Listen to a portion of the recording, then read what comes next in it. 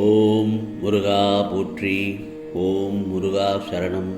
ஓம் கந்தா சரணம். கதிர்வேலா சரணம். அறுபடை வீடு கொண்ட முருகப்பெருமானே போற்றி.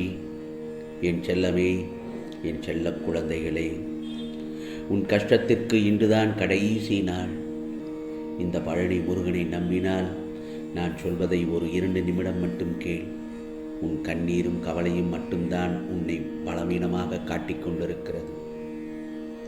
நான் சொல்வது சரிதானே?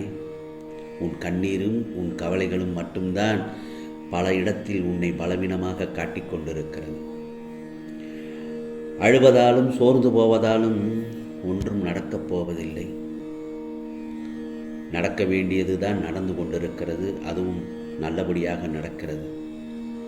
ஆகவே நீ அழுவதால் எந்த ஒரு சுமையும் குறைந்து போவதில்லை. கவலைப்படாதே, எல்லாவற்றையும் நான் பார்த்துக் கொள்கிறேன்.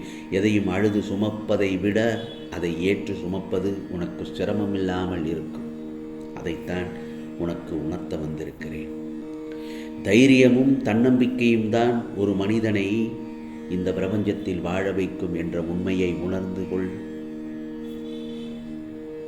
அடுத்து இழப்பு என்பது தாங்க முடியாத ஒன்றுதான். அதன் வேதனைகளை சொல்லி மாளாது. ஆனால் அதை தாங்கிக் கொண்டுதான் வாழ்ந்தாக வேண்டும். இது ஒரு கடினமான இலக்குத்தான். உன் மனதை பக்குவப்படுத்தி கொண்டால் எவ்வளவு பெரிய துன்பமானாலும் உன்னை நெருங்காது.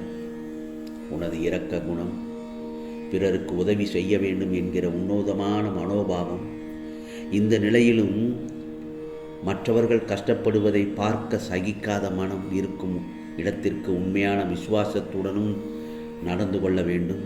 நீதி நேர்மையை பின்பற்ற வேண்டும் என நினைத்து அதன்படி நடந்து வந்தால் நான் கீழான நிலைக்கு இறங்கி நொந்து போய் விடுகிறேன் என நினைக்கிறாய்.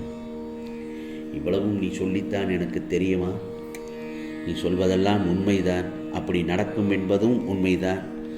ஆனால் அதற்காக நீ அந்த விஷயத்தை எல்லாம் செய்யாமல் இருக்கக்கூடாது.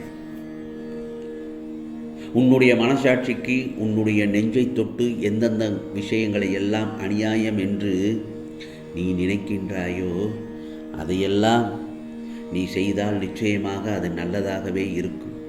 அது செய்ததற்கு பிறகு கஷ்டமே வரும், துன்பம் வரும் என்று யோசிப்பதை தவிர உன்னுடைய மனசாட்சிக்கு அது நல்லதா கெட்டதா என்று உன் ஆழ் மனதிற்கு தெரியும் அல்லவா? தெரிந்தும் அதை செய்யலாமா வேண்டாமா என்ற கேள்வி அந்த சமயத்தில் உன் மனதில் எழும்.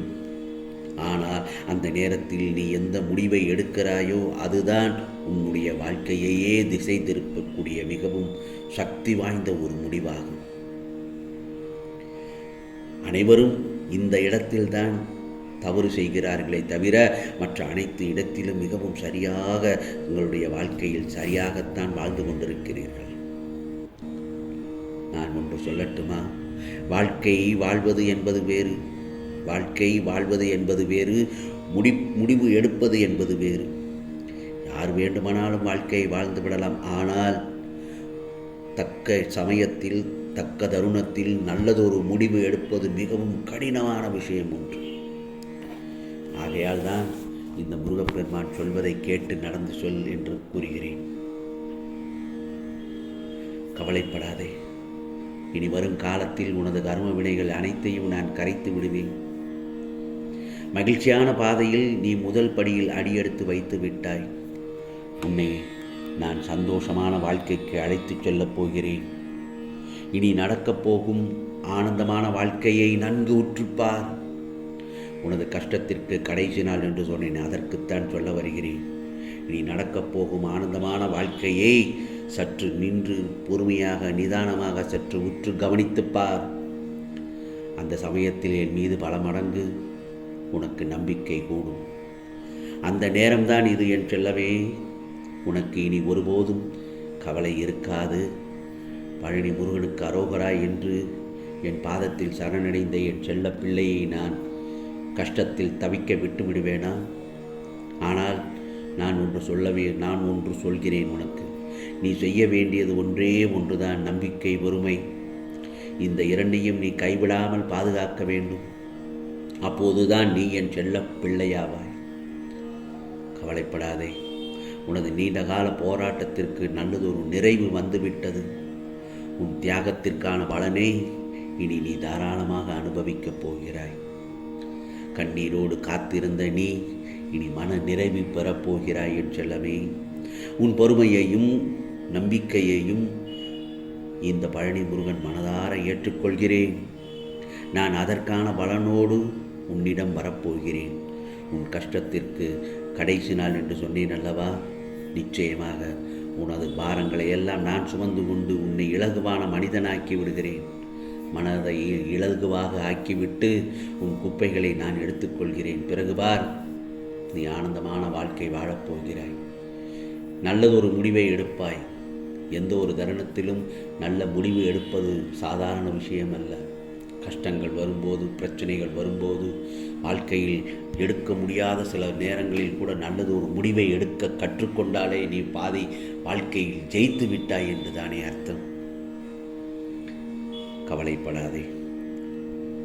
ஆனால் நான் உன்னிடத்தில் இன்னொன்று சொல்ல வந்திருக்கிறேன். என்ன தெரியுமா? சில இடங்களில் அவர் அப்படி சொன்னார், இவர் இப்படி சொன்னார் என்று ஏதோ உனக்கான பல வழிகளை தேடி நம்பிக்கையை இழந்து அந்த மாதிரியான வாழ்க்கையை வாழ வேண்டாம்.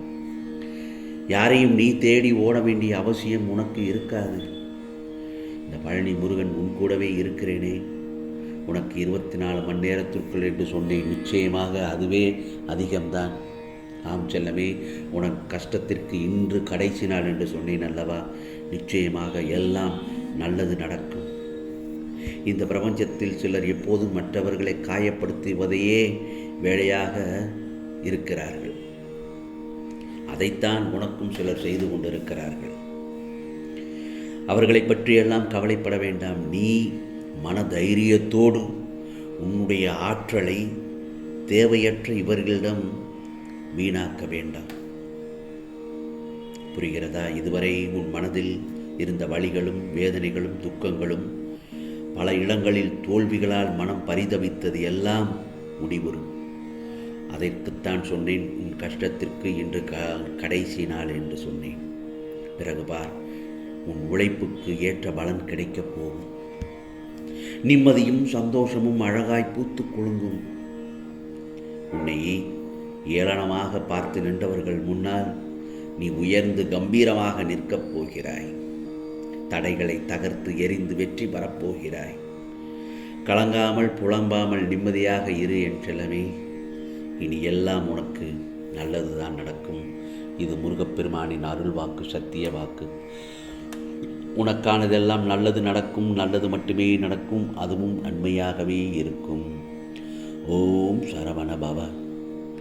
ஓம் சரவண பவ. ஓம் சரவண பவ.